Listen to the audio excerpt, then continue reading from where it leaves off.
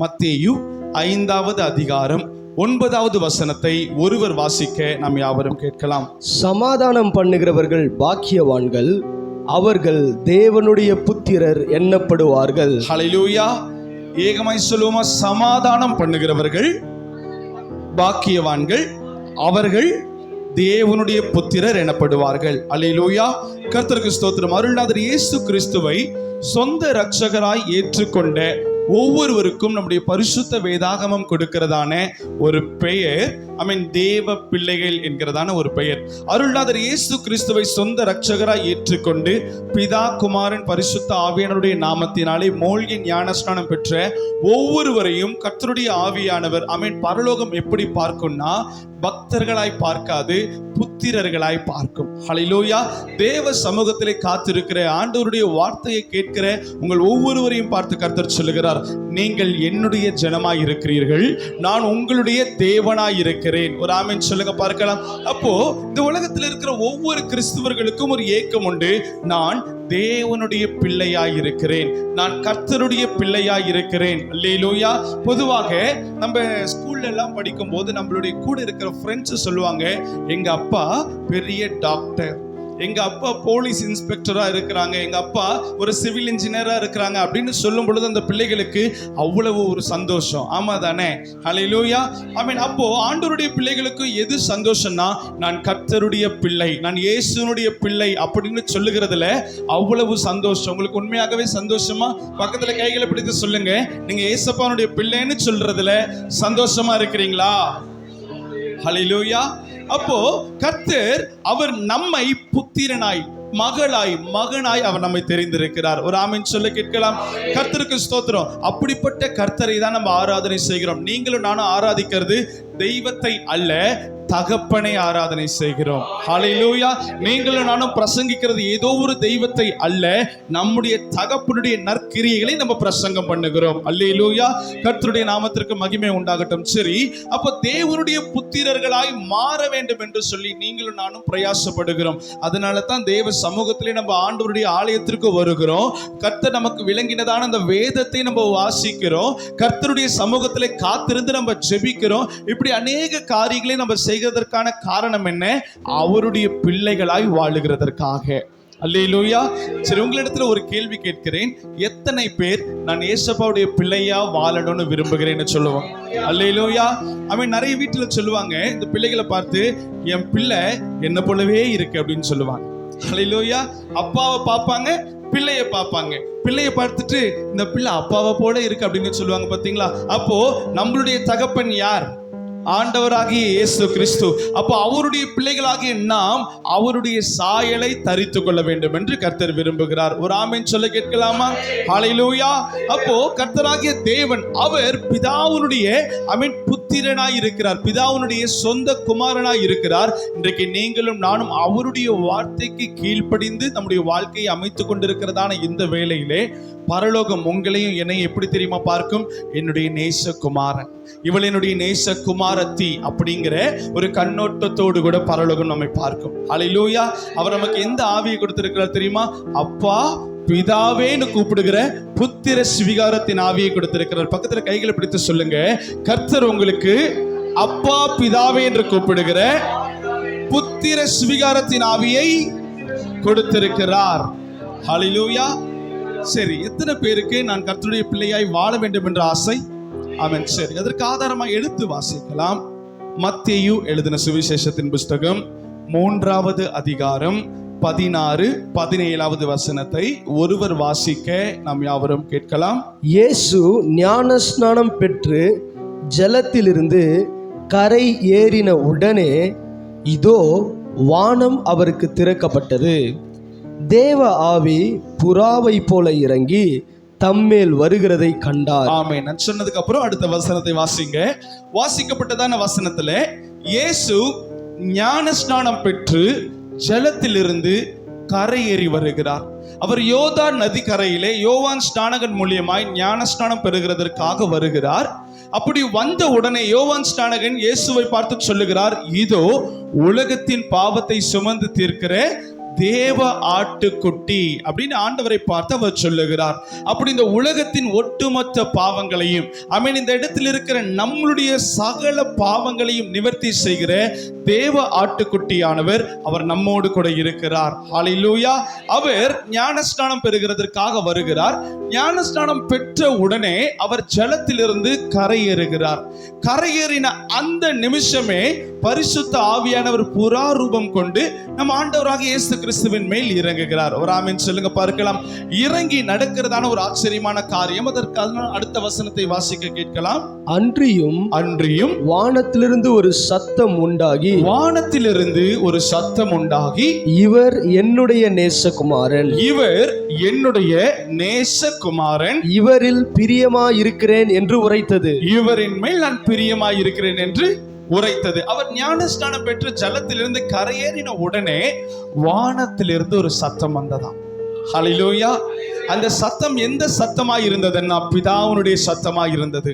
பிதா இப்படியாய் சொன்னார், இவர் என்னுடைய நேசகுமாரன், இவரில் நான் பிரியமாயிருக்கிறேன். இன்றைக்கு நீங்களும் நானும் ஞானஸ்நானம் பெற்று ஜலத்திலிருந்து கரையேறின உடனே ஒருவேளை அந்த சத்தம் உங்களுடைய செவிகளிலே கேட்காமல் இருக்கலாம். ஆனால் பரலோகத்திற்குள்ளே சொல்லிக் கொள்வார்கள், என்னுடைய மகள் என்னுடைய மகன் மூழ்கி ஞானஸ்நானம் பெற்றிருக்கிறார்கள். ஹல்லேலூயா.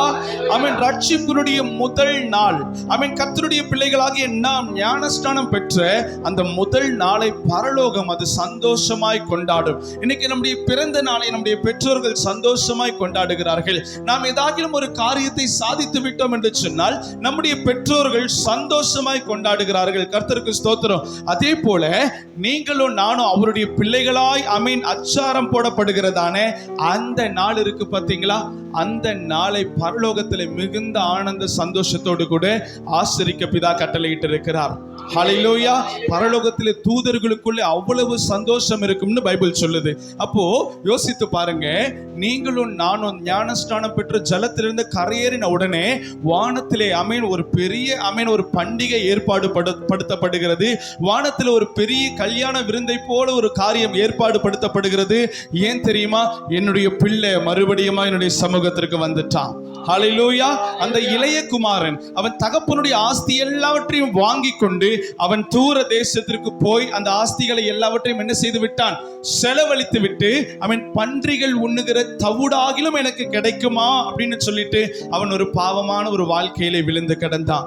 அந்த பன்றிகளுக்கு கொடுக்கப்படுகிற தவிடு அவனுக்கு விலக்கப்படுகிறதான அந்த நேரத்தில் அவன் யோசிக்கிறான், என் அப்பா வீட்டுல எத்தனையோ வேலைக்காரர்கள் இருக்கிறாங்க, அத்தனை வேலைக்காரர்களும் ஆசீர்வாதமான சாப்பாடை சாப்பிடுகிறாங்க, நல்ல ஒரு வாழ்க்கை வாழுகிறார்கள்.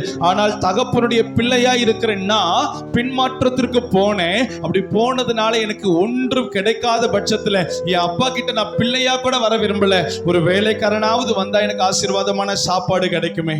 ராமன் சொல்லுங்க பார்க்கலாம். அப்படி அவன் மனம் மாறி ஆண்டவருடைய சமூகத்திற்கு வருகிறான். அப்படி ஆண்டவருடைய சமூகத்திற்கு தகப்பனுடைய சமூகத்திற்கு வந்த உடனே தகப்பன் அந்த மகனை பார்க்கிறார். மறுபடியுமாய் வந்து அந்த தகப்பனை பார்த்துட்டு ஓடி போய் மன்னிக்கணும் அந்த பிள்ளையை பார்த்துட்டு ஓடி போய் கழுத்தை கட்டி பிடித்துக்கிறார் அந்த தகப்பன். ஒரு ஆமென் சொல்லுங்க பார்க்கலாம். இன்னைக்கு ஞானஸ்நானத்திற்காக உங்களை நீங்கள் அர்ப்பணிக்கும் பொழுது கர்த்தர் இப்படியான காரியத்தை நம்மோடு கூட அவர் செய்வார். அவர் ஓடி வந்து நம்முடைய கழுத்தை கட்டி பிடித்து நம்முடைய உச்சன் தலையில ஒரு மனத்தை கொண்டு அவர் ஆசீர்வாதத்தை தருவார். ஒரு ஆமென் சொல்லுங்க பார்க்கலாம். ஹல்லேலூயா. அது மாத்திரம் அல்ல, ஒரு நல்ல மோதிரத்தை கர்த்தர் கொடுப்பார், ஒரு மெல்லிய வஸ்திரத்தை கர்த்தர் கொடுப்பார், பாத ரட்சையை கர்த்தர் கொடுப்பார். எல்லாவற்றுக்கும் மேலாக என் பிள்ளை மரித்தான், ஆனா இப்ப திரும்பி வந்துட்டான், அவனுக்கு கொளுத்த கன்றுகளை அடித்து நல்ல ஒரு செழிப்பான சாப்பாடை உண்டு பண்ணுங்கன்னு சொல்லிட்டு வேலைக்காரர்களுக்கு கட்டளை கொடுத்து ஆசீர்வாதமாய் நடத்திடுவார். ஒரு ஆமென் சொல்லுங்க பார்க்கலாம். ஹல்லேலூயா. ஆனா அந்த பிள்ளை எதிர்பார்த்தது என்ன? இந்த வேலைக்காரங்க சாப்பிடுவாங்கல்ல அந்த சாப்பாடை எனக்கு கொடுத்தா போதும். ஹல்லேலூயா. ஏன்னா அவன் பன்றிகளை மேய்க்கிற ஒரு தொழில் செய்கிறான். அப்பானுடைய சமூகத்திலிருந்து கடந்து போய் பன்றிகளை மேய்க்கிற அந்த தொழில் செய்து கொண்ட அவனுக்கு அந்த பன்றி சாப்பிடுகிற தவிடை கூட தராதபடிக்கு அந்த இடத்துல என்ன பண்ணுச்சு?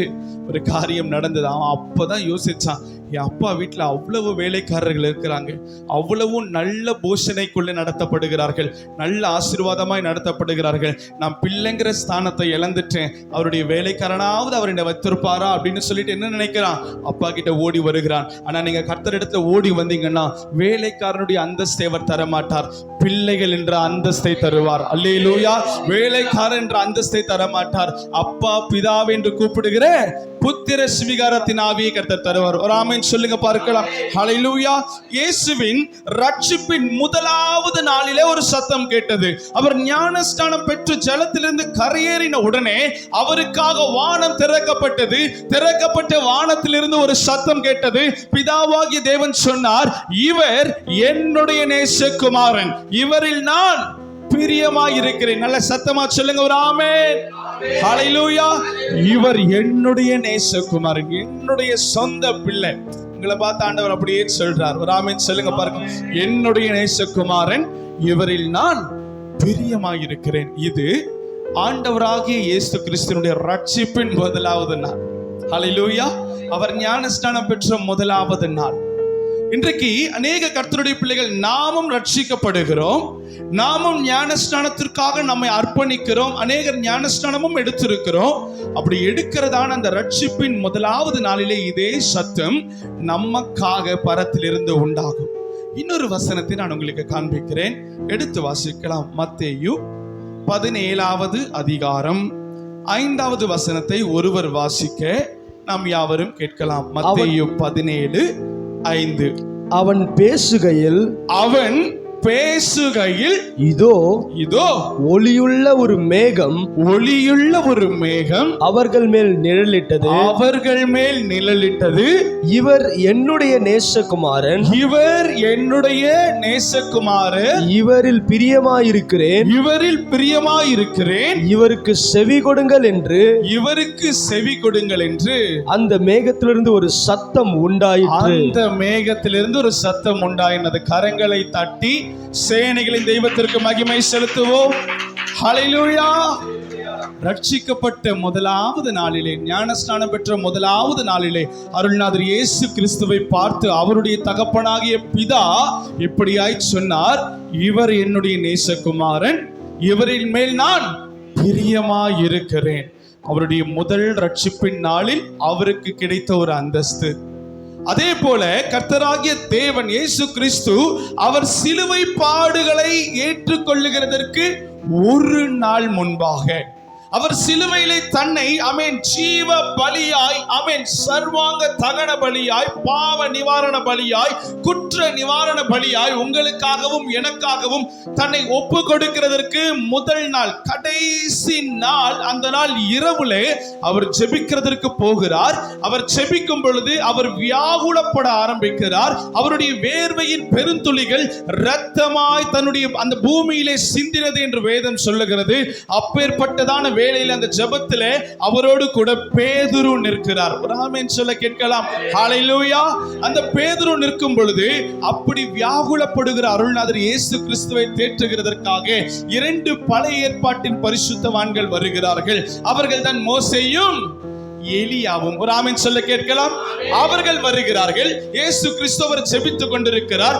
பேதுரு என்ன நடக்குன்னே தெரியாம என்ன பண்ணுகிறார் பார்த்து. இன்னைக்கு நம்மளுடைய காரியத்திலையும் நம்ம குடும்பத்துல நிறைய பேர் ஜெபித்துக்கிட்டே இருப்பாங்கன்னா ஒரு நபர் மட்டும் என்ன பண்றாங்க இவங்க, ஒரு ஆமென் சொல்லுங்க பார்க்கலாம். என்னடா ஏதோ புது புது பாஷையெல்லாம் பேசுறாங்க, அல்லேலூயா, என்ன அந்நிய பாஷைங்கிறாங்க, என்னென்னமோ பேசுறாங்க, புரிய மாட்டேங்குதியா, அல்லேலூயா. பேதுரு அதே போலதான் பேய் இறைச்சது போல பார்த்துட்டு இருந்திருக்கிறார். ஆண்டவராக இயேசு கிறிஸ்து முழங்கால் படிட்டு அவர் ஜெபிக்கிறார். அந்த பிரஷர்ல, பீக் பிரஷர்ல அவருடைய வேர்வை இரத்த துளிகளாய் பூமியிலே விழுந்ததாம்.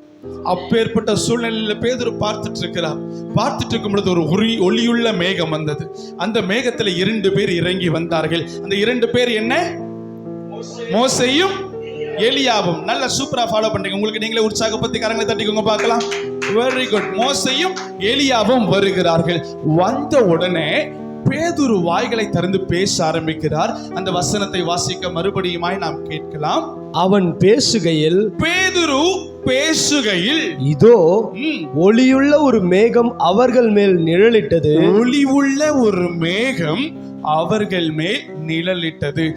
கர்த்தர் அவர் ரட்சிக்கப்பட்டதான அந்த நாள், அவர் ஞானஸ்நானம் பெற்றதான அந்த நாள், அவர் ஜலத்திலிருந்து கரையேறின உடனே வானத்திலிருந்து ஒரு சத்தம் தோன்றினது. அந்த சத்தம் என்ன சொன்னது? இவர் என்னுடைய நேசகுமாரன், இவரில் நான் பிரியமாய் இருக்கிறேன் அப்படிங்கிற ஒரு சத்தம். அதே சத்தம் அவர் தன்னை சிலுவைக்கு ஒப்பு கொடுக்கிறதற்கு அந்த நாள் ராத்திரி அவர் ஜெபிக்கிறார். ஜெபிக்கும் பொழுது பேதுரு சொல்லுகிறார், பேதுரு பேசிக்கிட்டே இருக்கிறார். அந்த நேரத்திலேயே வானத்தில் இருந்து ஒரு மேகம், ஒரு வெண் மேகம், அது அப்படியே அவர்கள் இருக்கிற இடத்தை நிரப்பினது. ஒரு ஆமென் சொல்லுங்களேன். நிரப்பி சொன்னதை கேட்கலாம். இவர் என்னுடைய நேசகுமாரன், இவர் என்னுடைய நேசகுமாரர், இவரில் பிரியமாயிருக்கிறேன், இவரில் நான் பிரியமாயிருக்கிறேன், இவருக்கு செவி கொடுங்கள் என்று அந்த மேகத்திலிருந்து ஒரு சத்தம் உண்டாயிற்று. அவர் என்ன சொல்றாரோ அது அப்படியே கேளுங்கள்னு பேதுருவுக்கும் கூட இருந்த மற்ற 2 சீஷர்களுக்கும் அந்த மேகத்தின் வாயிலாய் பிதாவாகிய தேவன் கட்டளை கொடுக்கிறார். ஹல்லேலூயா. இந்த 2 வசனத்திலிருந்து நாம் மிக முக்கியமான ஒரு காரியத்தை கற்றுக்கொள்ள வேண்டும் என்று கர்த்தர் விரும்புகிறார். இன்னைக்கு அநேக கர்த்தருடைய பிள்ளைகள் நம்ம ரட்சிக்கப்பட்ட அந்த நாளிலே நாம் அருள்நாதர் இயேசு கிறிஸ்துவை சொந்த இரட்சகராய், தகப்பனாய், அப்பாவாய் ஏற்றுக்கொண்ட அந்த நாளிலே நாம் அவ்வளவு பிரியமுள்ள ஒரு பிள்ளைகளாய் வாழுவோம். இவர் என்னுடைய நேசகுமாரன், இவள் என்னுடைய நேசகுமாரத்தி அப்படின்னு அவரே தன்னுடைய சொந்த உதடுகளாலே சொல்லுகிற அளவிற்கு ஒரு வாழ்க்கை ஆரம்ப ரட்சிப்பின் நாட்களிலே நம்ம வாழுவோம். ராமன் சொல்லுங்க பார்க்கலாம். ஆனா இந்த இடத்துல அருள்நாதர் இயேசு கிறிஸ்து ஒரு ஆரம்பத்தில் எப்படி இருந்தாரோ அதே போல தன்னுடைய ஸ்தானம், பிதாவுடைய குமாரன் என்கிறதான அந்த ஸ்தானத்தை அவர் தக்க வைத்துக் கொண்டார். ராமன் சொல்லுங்க பார்க்கலாம். பிதாவுடைய சொந்த பிள்ளை என்கிறதான அந்த வார்த்தையை பிதாவே தன்னுடைய உதடுகளின் மூலமாய் அறிக்கையிடுகிறார். இவர் என்னுடைய நேசகுமாரன், இவருக்கு செவி கொடுங்கள். ராமன் சொல்லுங்க பார்க்கலாம். இன்றைக்கு நம்ம ரட்சிக்கப்படுகிறோம், நான் ஞானஸ்நானம் பெற்றுக் கொள்ளுகிறோம், கர்த்தருடைய வார்த்தையை கேட்கிறோம், ஆண்டவருக்கு பிரியமுள்ள ஒரு வாழ்க்கையை வாழுகிறதற்கு பிரயாசப்படுகிறோம். இப்படிப்பட்ட பிரயாசங்களை நாம் ரட்சிக்கப்பட்ட இந்த ஆரம்ப நாட்களிலே செய்கிறது மிக மிக மிக சுலபம். ஹல்லேலூயா. ஆமென். நான் ரட்சிக்கப்பட்ட சபையில நான் செப்டம்பர் மாதம் 13ஆம் தேதி 2016ஆம் ஆண்டு அருள்நாதர் இயேசு கிறிஸ்துவை என்னுடைய வாழ்விலே நான் சொந்த இரட்சகராய் ஏற்றுக்கொண்டேன். அதே வருடம் டிசம்பர் 31ஆம் தேதி நான் அவருடைய கிருபையினாலே, அவருடைய தயவினாலே நான் மூழ்கி ஞானஸ்நானம் பெற்றேன். அல்லேலூயா. அந்த டிசம்பர் மாதத்துல கிறிஸ்மஸ் கேரல் வந்தது. அந்த ஊழியக்காரர் என்னை அழைத்து, நீ சாண்டா கிளாஸ், கிறிஸ்மஸ் தாத்தாவை போல வேஷம் போட தயாரா இருக்கிறியான்னு ஒரு கேள்வி கேட்டார். ஒரு ஆமென் சொல்லுங்க பார்க்கலாம்.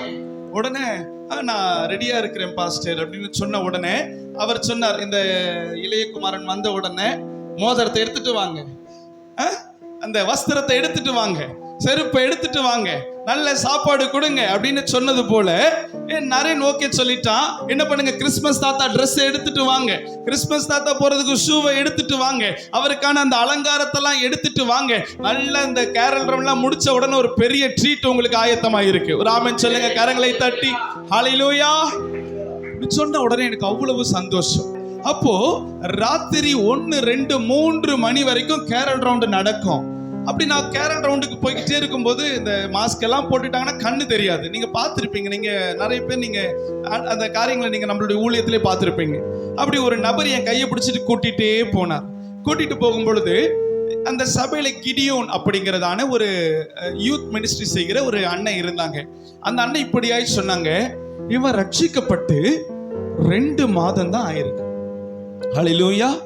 ஆனா ஆண்டவருக்காக எப்படி பிரயாசப்படுறான், ஆண்டவருக்காக எப்படி ஊழியம் பண்றான் அப்படின்னு அவர் சொன்ன உடனே எனக்குள்ள அவ்வளவு சந்தோஷம்.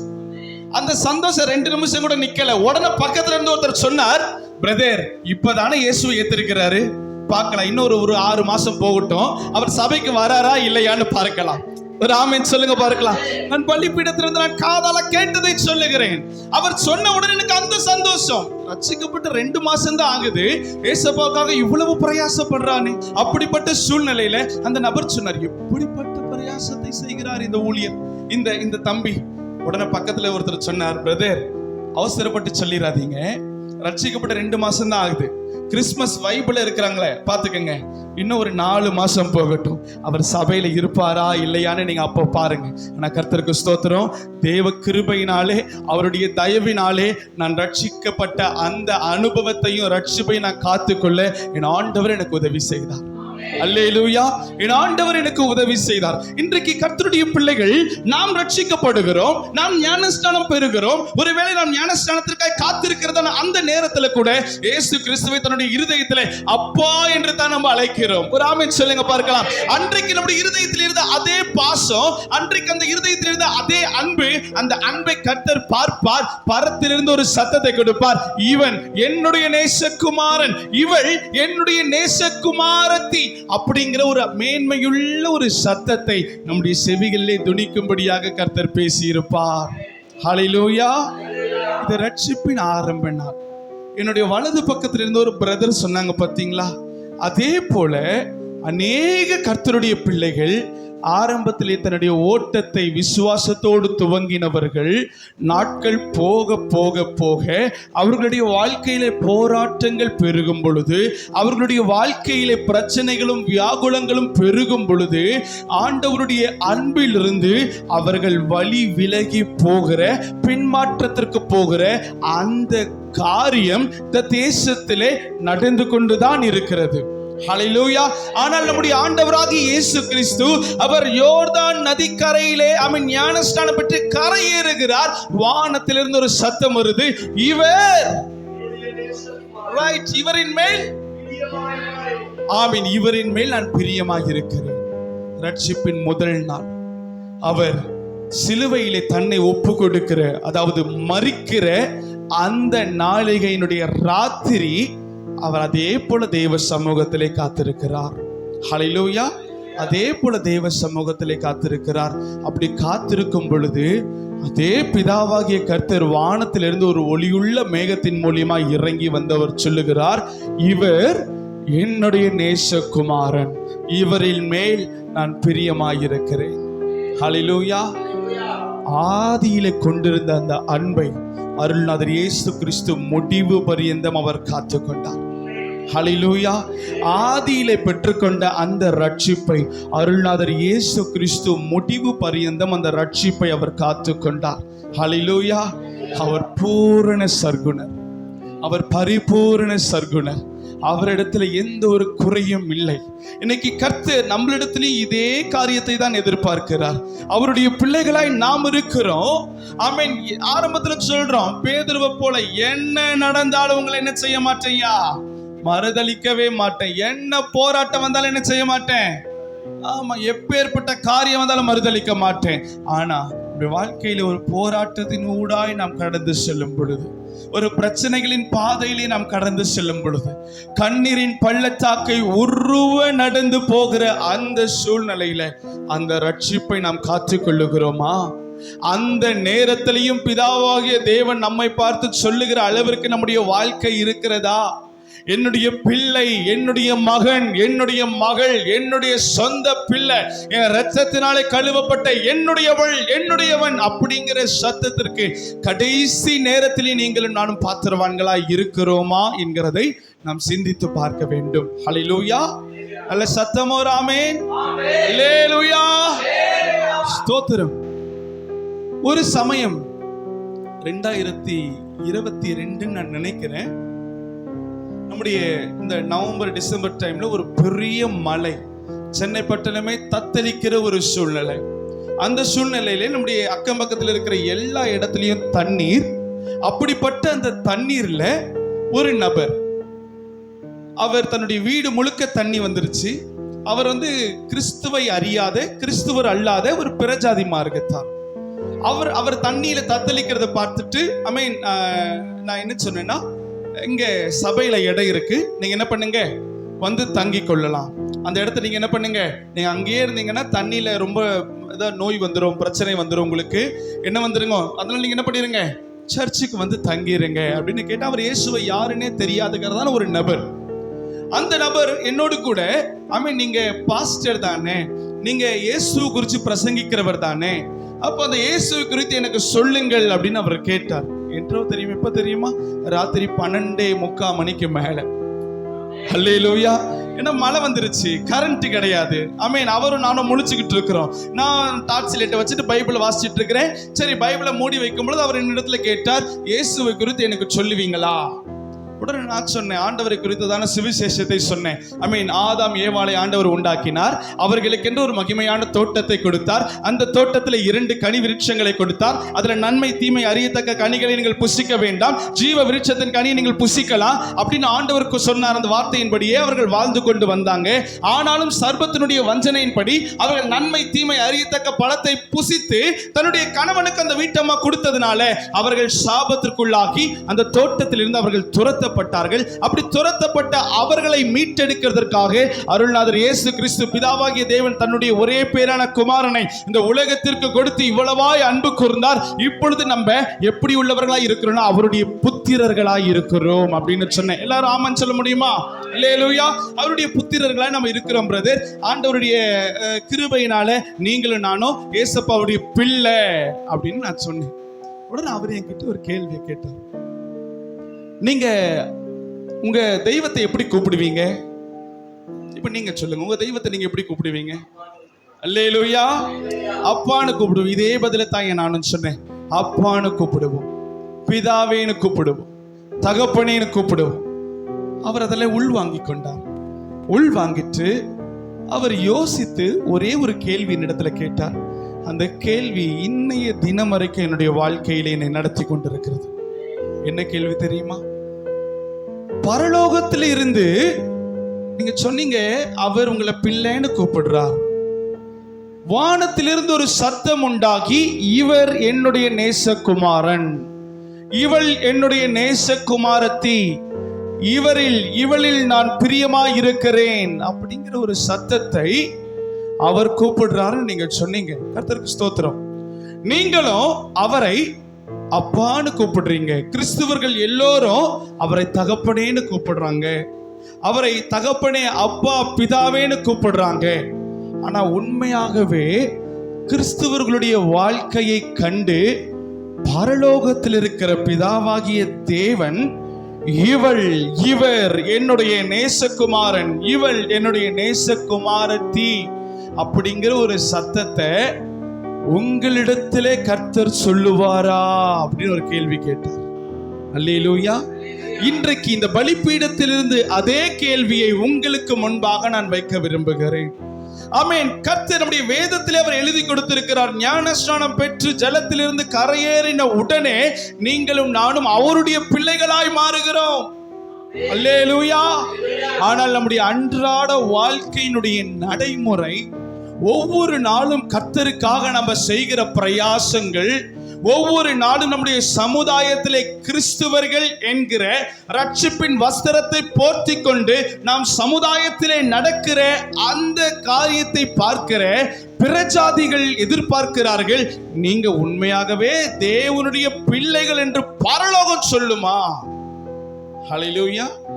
நான் சொல்றது புரியுதா உங்களுக்கு? உண்மையாகவே நீங்கள் கர்த்தருடைய பிள்ளைகள் என்று பரலோகம் சொல்லுமா? அப்படி பரலோகம் உங்களை பார்த்து இவள் என்னுடைய நேசகுமாரத்தி, இவன் என்னுடைய நேசகுமாரன் அப்படின்னு சொல்லணும்னா நம்ம எப்படிப்பட்ட ஒரு வாழ்க்கையை வாழ வேண்டும், நம்ம எப்படிப்பட்ட ஒரு ஆசீர்வாதமான ஒரு வாழ்க்கையை வாழ வேண்டும் என்பதை குறித்து இந்த நாளிலே நம்ம தியானிக்க போகிறோம். ஒரு 20, 30, 40 வருஷத்திற்கு முன்பாக நான் செவி வழியாய் கேள்விப்பட்டிருக்கிற கிறிஸ்துவர்கள் என்று சொன்னாலே ஒவ்வொரு அன்பான பிரஜாதி மார்க்கத்தாருடைய இருதயத்திலே இருக்கிற எண்ணம் என்ன? இவர்கள் சமாதானத்தை பரப்புகிறவர்கள். கிறிஸ்துவர்கள் என்று சொன்னாலே தனக்கு இல்லைன்னாலும் தன்னை நம்பி வந்த ஒவ்வொருத்தருக்கும் ஆகாரத்தை கொடுக்கிறவர்கள். அல்லேலூயா. ஆமென். நோபல் பரிசு பெற்ற அன்னை தெரேசா அவர்கள் நம் யாவருக்கும் தெரியும், இந்திய தேசத்திற்கு வந்து தொழுநோயாளர்களை பராமரிக்கிற ஒரு ஊழியத்தை அவர்கள் செய்து கொண்டு வந்தாங்க. அந்த தொழுநோயாளிகளை பராமரிக்கிற அந்த ஊழியத்தை செஞ்ச அந்த நாட்களிலேயும் RSS அமைப்பு மூலியமாய் அந்த அம்மையாருக்கு பெரிய நெருக்கடி வந்தது. நம்ம நினைக்கிறோம் இப்பதான் நம்மளுக்கு எதிர்ப்பு தராங்கன்னு. ஆனா அன்னைக்கு என்ன பண்ணிட்டாங்க? எதிர்ப்பு வந்தது. ஒரு கேஸும் நடந்துச்சாம். அந்த கேஸ் நடக்கும் பொழுது சர்ச் ஒரு கேள்வி கேட்டாரா. என்ன கேள்வி தெரியுமா கேட்டார்? இந்த அம்மையார் மேல நீங்க வழக்கு தொடுத்திருக்கிறீங்க, மதம் மாற்றுகிறார் என்றதான வழக்கை தொடுத்திருக்கிறீங்க, அவங்க செய்யற வேலை என்ன அப்படின்னு கேட்டாராம். எல்லாரும் சொன்னாங்களா, தொழுநோயாளிகளுக்கு அவங்க ஒரு மருத்துவத்தை செய்து அதே சாக்கில் என்ன பண்ணிடுறாங்க, இயேசுவை பத்தி அறிவிச்சிடுறாங்க.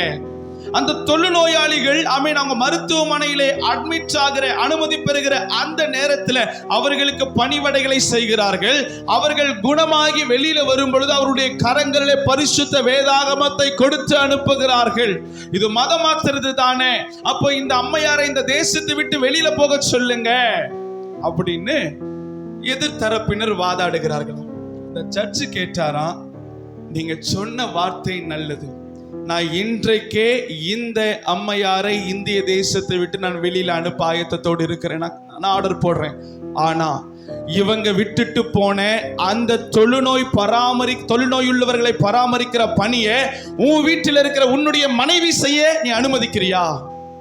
உன் வீட்டில் இருக்கிற உன் பெண் பிள்ளை செய்கிறதற்கு நீ அனுமதிக்கிறியா? உன்னுடைய தாய் அந்த தாயினுடைய ஸ்தானத்துல நின்று ஊழியம் செய்கிறதற்கு நீ அனுமதிக்கிறியா அப்படின்னு ஒரு கேள்வி கேட்ட உடனே எல்லாரும் வாயடைச்சிட்டு, அந்த அம்மா இங்கே இருக்கட்டும், எங்க வீட்டு அம்மா எங்க வீட்லயே இருக்கட்டும், ஒரு ஆமீன் சொல்லுங்க பார்க்கலாம். ஹல்லேலூயா. கரங்களை தட்டி ஆண்டவருக்கு நன்றி செலுத்துங்க பார்க்கலாம். ஹல்லேலூயா. இதுதாங்க கிறிஸ்துவம், இதுதான் கிறிஸ்துவம்.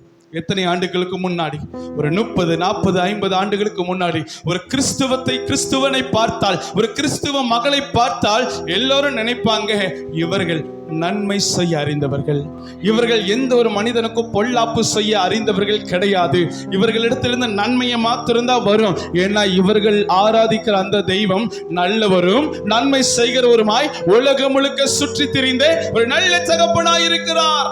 அல்லேலூயா. அவர் அப்பான்னு கூப்பிடுற இவங்க, அவருடைய பிள்ளையா இருக்கிற இவங்க நிச்சயமா நல்லது மட்டும்தான் செய்வாங்க. அதனால பரத்திலிருந்து ஒவ்வொரு நாளும் நான் நினைக்கிறேன், மதர் தெரேசா, அன்னை தெரேசாவும் இருக்கட்டும், அநேக ஊழியக்காரர்கள் இருக்கட்டும், அநேக விசுவாசிகள் இருக்கட்டும், எல்லாருக்கும் மேல பரத்திலிருந்து ஒரு சத்தம் வரும், ஒரு அனுதினமும் வரும், இவர் என்னுடைய நேச குமாரர் குமாரத்தி, இவரின் மேல் அல்லேலூயா அப்படிங்கிற ஒரு சத்தம் வந்து கொண்டே இருந்தது பரத்திலிருந்து. ஆனால் இந்த காலத்தில் இருக்கிற சபை, இந்த காலத்தில் இருக்கிற கிறிஸ்துவர்கள் அப்பேற்பட்ட நன்மைகளை செய்கிறார்களா என்று கேட்டால் செய்கிறார்கள். சதவீதங்கள் மிக மிக மிக ஒரு ஆமீன் சொல்லுங்க. ஸ்தோத்திரம். முன்னாடி கிறிஸ்துவர்களை பார்க்கும் பொழுது ராஜாக்கள் சொல்லுவாங்களா, உலகத்தை கலக்குகிறவர்கள் இங்கேயும் வந்திருக்கிறார்கள். இந்த வாக்கியத்தை யாவரும் சொல்ல கேட்கலாம், இங்கேயும் வந்திருக்கிறார்கள். ஆனா இந்த காலத்தில் இருக்கிற கிறிஸ்தவர்களை பார்த்து ஒரு வாக்கியம் அழகாய் சொல்லப்படுகிறது, இதோ உலகத்தோடு கலந்திருக்கிறவர்கள் இங்கேயும் வந்திருக்கிறார்கள். அல்லேலூயா. ஆரம்பத்துல உலகத்தை கலக்கிறவர்களா இருந்தோம். சிஎம்சி ஆஸ்பத்திரி எவ்வளவு பெரிய மகிமையுள்ள ஒரு ஊழியம், எவ்வளவு தொழுநோயாளிகளை பராமரிக்கிற ஊழியம், எவ்வளவு பெரிய மகிமையான ஊழியம்.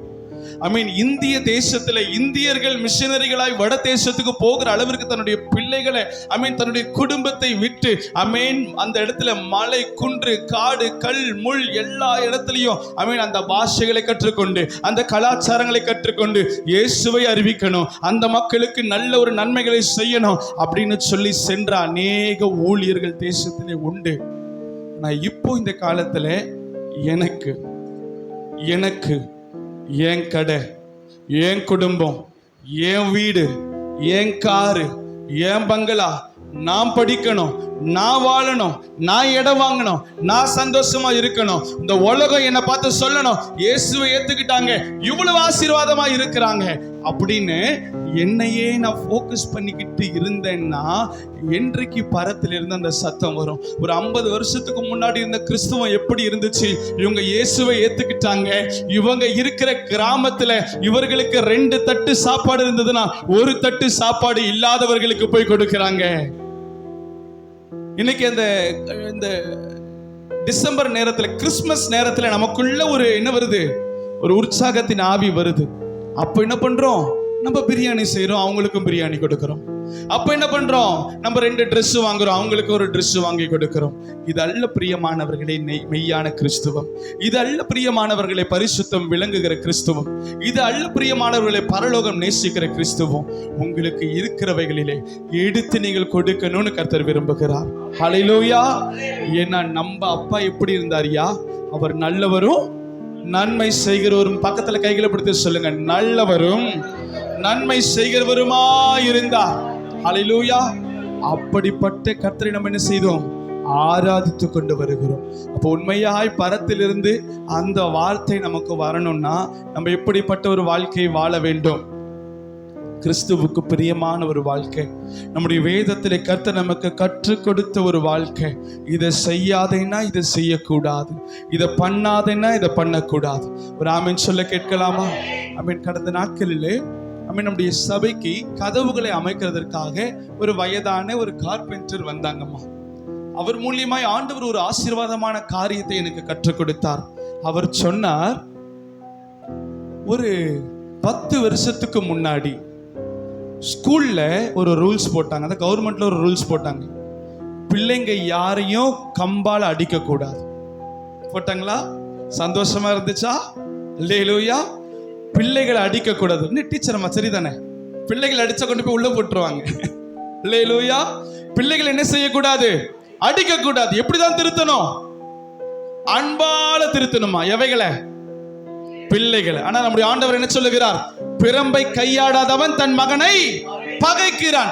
நான் 5, 6, 7, 8 அந்த வகுப்பு படிக்கிறதான வேளையில நியூஸ் பேப்பரை திறந்து பார்த்தாலும் சரிங்க, டிவியில நியூஸ் பார்த்தாலும் சரிங்க, 30 வயசுக்குள்ள இருக்கிற ஒரு நபர் கொலை செஞ்சிட்டாருன்னு செய்தி நிறைய வராது. 30 வயசுக்குள்ள இருக்கிற ஒரு நபர் தான் நேசிக்கிற ஒரு மகளை ஆசிட் வீசிட்டான்னு வராது, கொலை பண்ணிட்டான்னு வராது, திருடிட்டான்னு வராது, கற்பழிப்பு பண்ணிட்டான்னு வராது. ஆனா இப்போ நீங்க நியூஸ் பேப்பர் எடுத்து பாருங்க, நடக்கக்கூடாத காரியங்கள்லாம் 20 இருந்து 25 வயசுக்குள்ள இருக்கிற அந்த பிள்ளைகளுடைய வாழ்க்கையில நடக்கிறது. இது ஏன்? டீச்சருடைய கையில இருந்து பெரம்ப பிடுங்கினதுனால அந்த காரியம் நடக்கும். ஹல்லேலூயா. டீச்சருடைய கையில இருந்து பெரம்ப பிடுங்கினதுனால பிள்ளைகள் அடிச்சா என்ன பண்ணிடுங்க? டீச்சர், அந்த பிள்ளைங்க என்னைய அடிச்சிட்டியா, நாளைக்கு நீ இந்த ஸ்கூல்ல இருக்கிறியான்னு பாக்குறியா சொல்றாங்களா இல்லையா? ஒருவேளை நீங்க கூட சொல்லியிருக்க முடியும். அல்லேலூயா.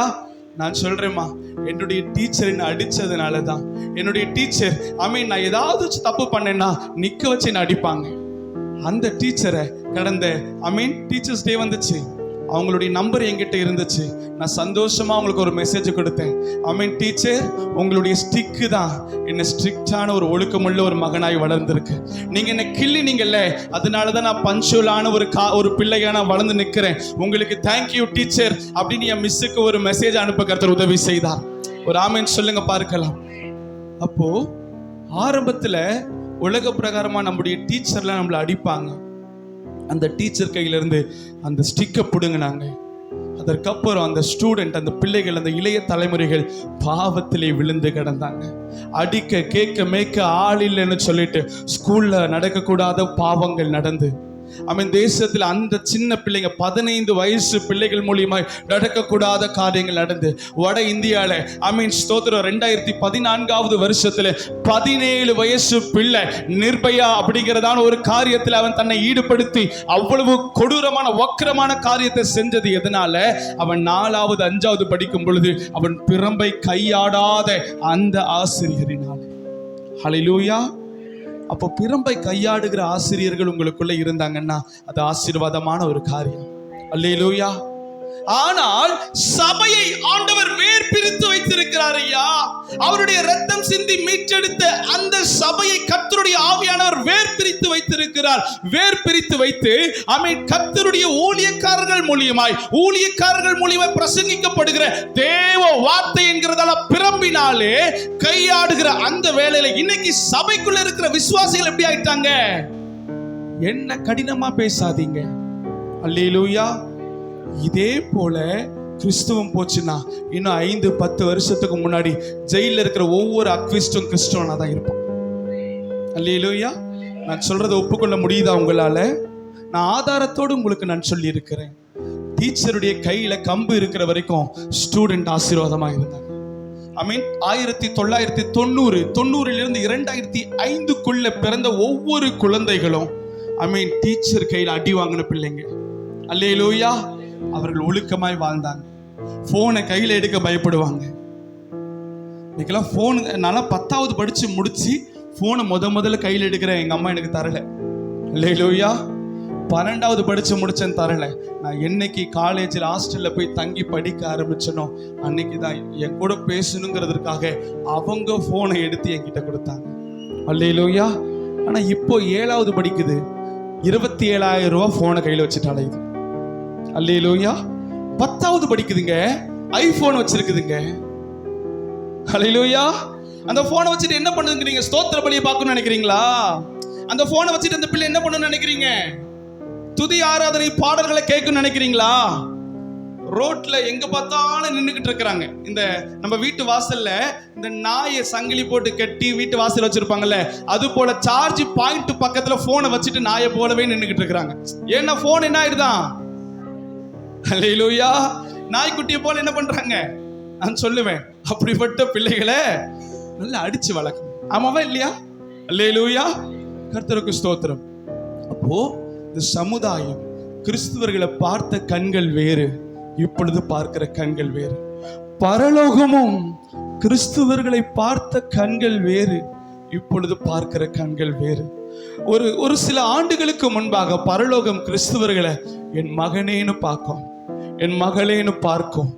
ஆனா இப்போ கிறிஸ்துவர்களை ஆண்டவராக இயேசு கிறிஸ்துவின் இடத்துல ஒரு கூட்டத்தார் வருகிறார்கள். ஆண்டவர் சொல்லுகிறார், மாயக்காரர்களை நான் உங்களை அறியேன். யாருன்னே உங்களை யாருன்னே எனக்கு தெரியாதுப்பா அப்படின்னு அருள்நாதர் இயேசு கிறிஸ்துவை எங்க சொல்லுகிறார்? தன்னுடைய வேதத்தில் சொல்லுகிறார்.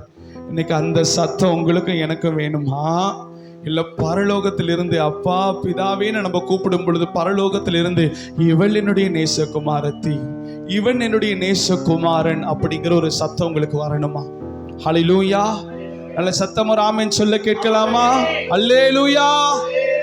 அப்போ ஆண்டவர் சொல்லுகிறார், இப்படிப்பட்ட சத்தம் உன்னை நோக்கி வரணும்னா நீ ஒரே ஒரு காரியம் பண்ணணும்.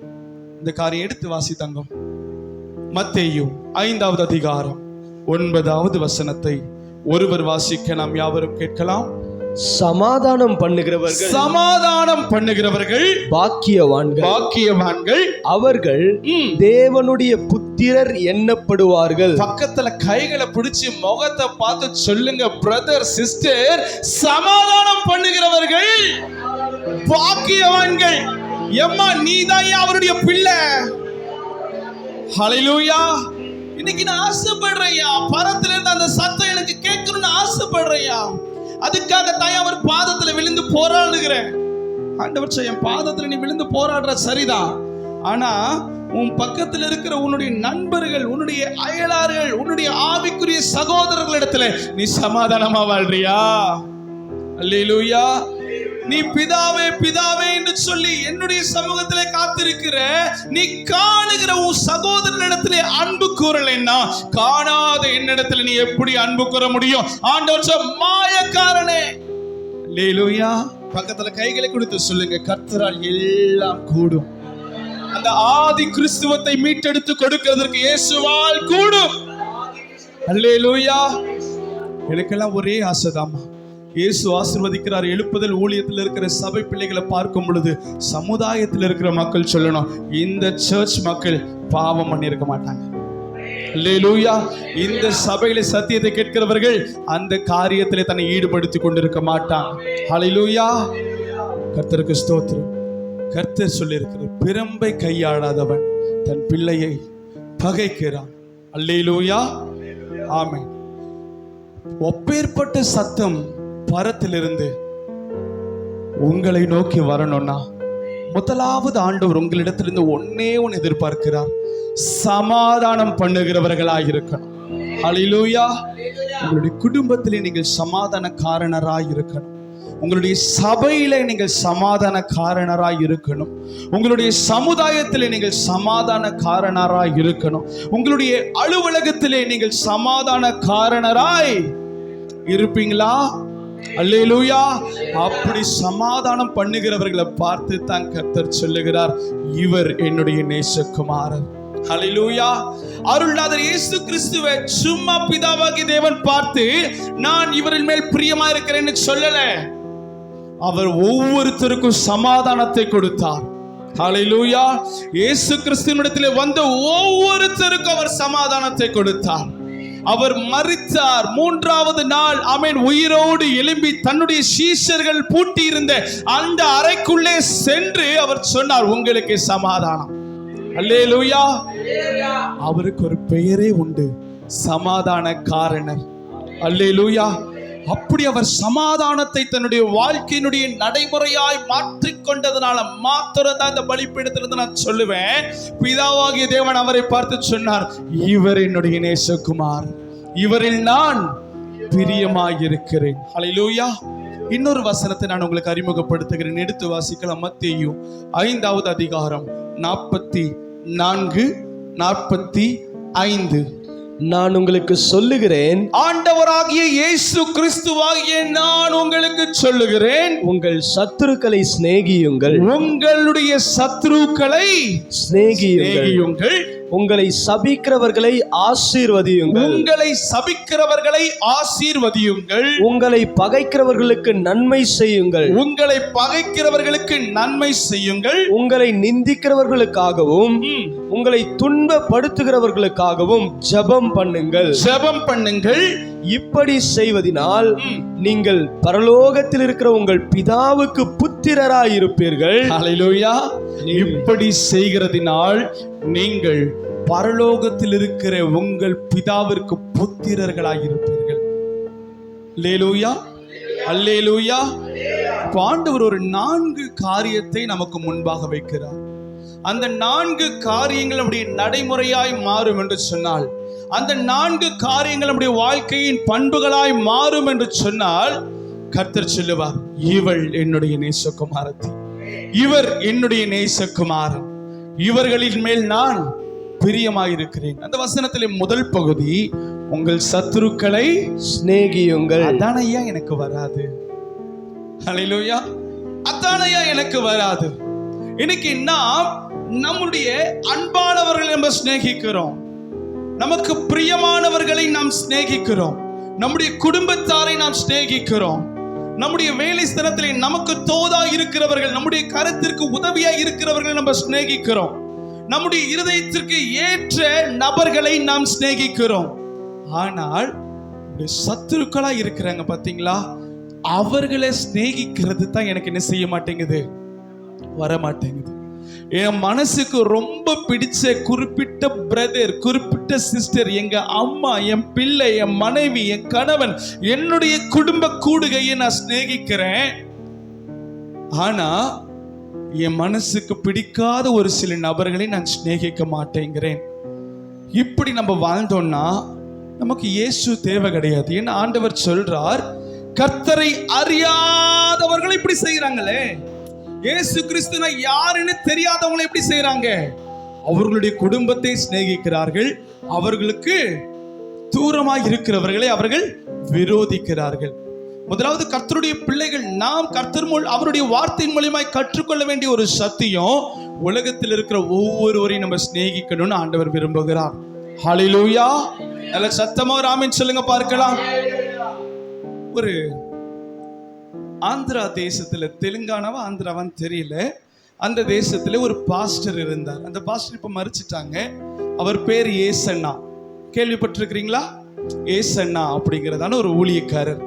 அவர் ஊழியத்தினுடைய ஆரம்பத்துல, இப்ப நம்ம சர்ச் இருக்கு பாத்தீங்களா, அது போல பிகினிங் ஸ்டேஜ்ல அவர் சுவிசேஷ ஊழியத்திற்காய் கடந்து செல்லுவார். ஒரு பிரஜாதி மார்க்கத்தார் அவர்களுடைய வீட்டிற்கு சுவிசேஷத்தை அறிவிக்க கடந்து சென்றார். அந்த குடும்பத்தில் இருக்கிற ஒரே ஒரு நபர், ஒரு தாயார் மாத்திரம் கர்த்தரை ஏற்றுக்கொண்டு அவருடைய சபைக்கு அந்த அம்மா தொடர்ந்து வந்துட்டு இருந்தாங்க. அந்த குடும்பத்துல ஒரே ஒரு நபர். அந்த நபர், அந்த சகோதரி அவங்களுடைய வீட்டுக்கு வர்றதுனால மாதாந்திர கூட்டத்திற்கு இவரும் இவரை சார்ந்த ஒரு நபரும் அந்த வீட்டு கூட்டத்திற்காக போறாங்க. போயிட்டு அவங்க ஜெபிச்சுட்டு அவங்க திரும்புறதுக்கு வீட்டு வாசப்படியில் அப்படி காலை வைக்கும் பொழுது அந்த அம்மா சொல்றாங்க, ஊழியக்காரரை வெறுமனே அனுப்பக்கூடாதுங்க ஐயா, தயவு செஞ்சு என்ன பண்ணுங்க, சாப்பிட்டுட்டு போங்க. எங்க வீட்டில் சாப்பாடு இருக்கு, நாங்க சாப்பிட்ற அதே சாப்பாடு தான் இருக்கு, ரொம்ப பெரிய பிரியாணி அந்த மாதிரிலாம் இல்லை, ஒரு பழைய சாப்பாடு இருக்குயா, தயவு செஞ்சு ஒரு வாய் சாப்பாடு சாப்பிட்டுட்டு போங்கன்னு சொல்லிட்டு அன்போடு உபசரிக்கிறாங்களாம். உடனே அவர் என்ன செய்தாரா, சரிம்மா நாங்க சாப்பிட்டா உங்க குடும்பத்துக்கு ஆசீர்வாதம், நாங்க சாப்பிடுறோம் அப்படின்னு சொல்லிட்டு தரையில உட்கார்ந்துட்டாங்க. உட்கார்ந்த உடனே அந்த அம்மா வந்து ஒரு நல்ல ஒரு சட்டி பானையில சாப்பாடு கொண்டு வந்து கொடுக்குறாங்க. அவர் சாப்பிட்டுட்டே இருக்கும் பொழுது அந்த வீட்டினுடைய குடும்ப தலைவர் உள்ள வருகிறார். ஹல்லேலூயா. உள்ள வந்த உடனே அவர் அப்பதான் வாய் எப்படி வைக்கிறாரு, அவர் சொன்ன வார்த்தை, நாயை போல வந்துட்டாங்க. ஹல்லேலூயா. அவர் ஏசப்பாவை ஏற்றுக்கொள்ளல, நாயை போல வந்துட்டாங்க அப்படின்னு சொன்ன உடனே அவருக்கு கன்னத்துல பலார்னு அடிச்ச மாதிரி இருந்துச்சான். எப்படி இருந்துச்சா? ஆமா. உடனே அவர் என்ன பண்ணாரா, அந்த சாப்பாடு எடுத்து சாப்பிட்டாரு. ஒரு வாய் சாப்பிட்டு, 2 வாய் சாப்பிட்டு, அந்த தண்ணி எல்லாம் அப்படியே குடிச்சிட்டு அவர் எழுந்து நின்று அந்த ஐயா கிட்ட, ஐயா தயவு செஞ்சு என்னை மன்னிச்சிருங்க, இந்த வீட்டுக்கு நான் ப்ரேயருக்காக வந்தேன், நான் சாப்பிடணும்னு பிளான்ல வரல, ஆனா அம்மா வந்து என்ன பண்ணாங்க, ரொம்ப வருந்தி கேட்டதுனால சரிம்மா கொடுங்க அப்படின்னு சொல்லி நான் கேட்டேன், அவங்களுக்கு கொடுத்தாங்க, சாப்பிட்டுட்டோம்.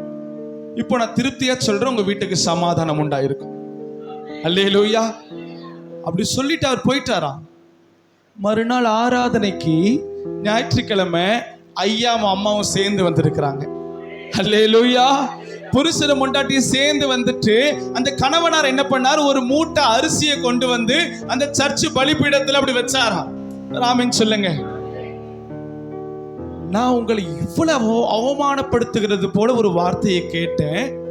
என்ன அந்த வார்த்தை யாராவது கேட்டிருந்தாங்கன்னா என்ன பண்ணிருப்பேன், சீவி இருப்பேன்னு சொன்னாரியா. அவர் சொன்னது, அவர் தலையை சீவி இருப்பேன்.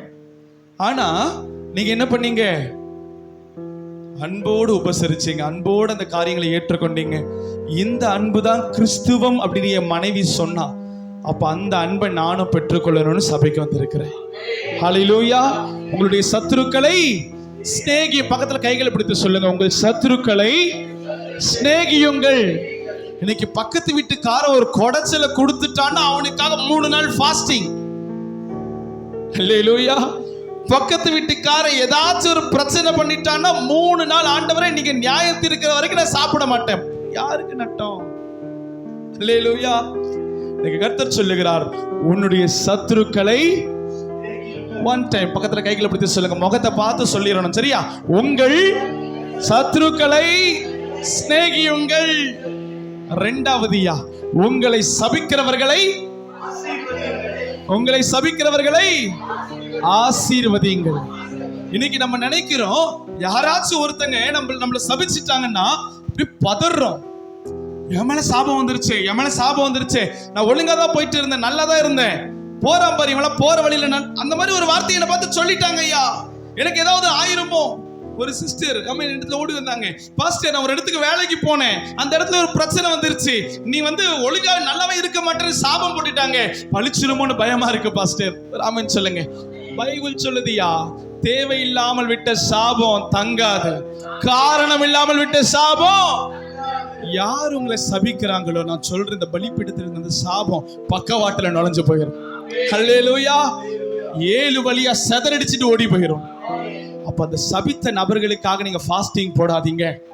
ஹல்லேலூயா.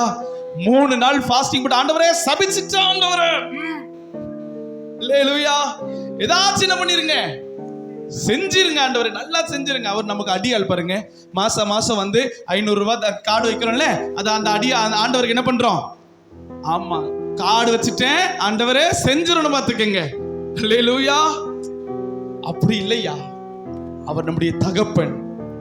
உங்களை ஒருத்தங்க சபிச்சாங்கன்னா அது அவர் பார்த்து பாரியா, நீங்க அந்த நபரை ஆசீர்வதிக்கணும்னு ஆண்டவர் விரும்புகிறார்.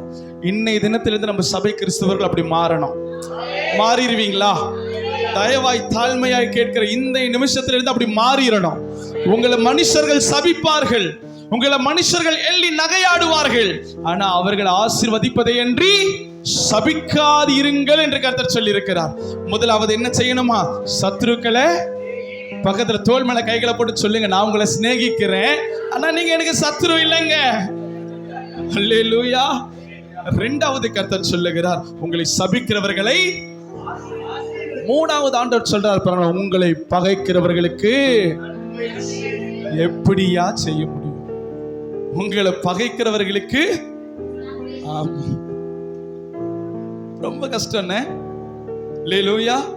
இதெல்லாம் என் ஆண்டவர் செஞ்சார். என் ஆண்டவர் செஞ்சதைத்தான் அவர் எழுதி கொடுத்திருக்கிறார். அவர் எழுதி கொடுத்ததைத்தான் ஃபாலோ பண்ண சொல்றார். ஆண்டவர் சொல்றார், இந்த உலகத்தில் உங்களுக்கு உபத்திரவம் உண்டு, ஆனாலும் யார் உங்க கூட இருக்கிறா? சொல்லுங்க, நெஞ்சக வச்சு சொல்லுங்க, இயேசு என் கூட இருக்கிறார், கர்த்தரினோடு கூட இருக்கிறார். ஹல்லேலூயா. இன்னைக்கு நம்ம ஒரு கடை வச்சிருப்போம், தங்க உதாரணத்துக்கு எடுத்துக்கிறேன், ஒரு நல்ல ஒரு ஸ்டூடியோ வச்சிருப்போம்.